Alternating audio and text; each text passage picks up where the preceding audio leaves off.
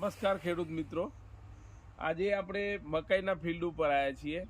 જે મકાઈ કાવેરી 83-33 વેરાયટી છે. લગભગ આજે 15/11/2024નું વાવેતર છે, એટલે આજે 80 દિવસ સમથિંગ થવા આવ્યા છે.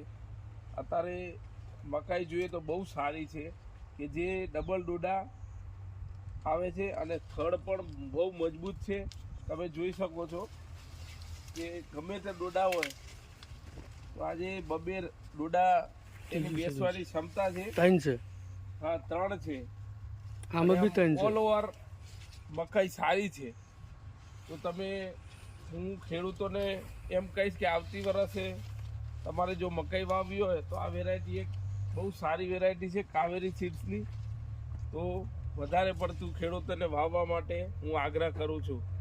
જય હિન્દ, જય ભારત. બંધ.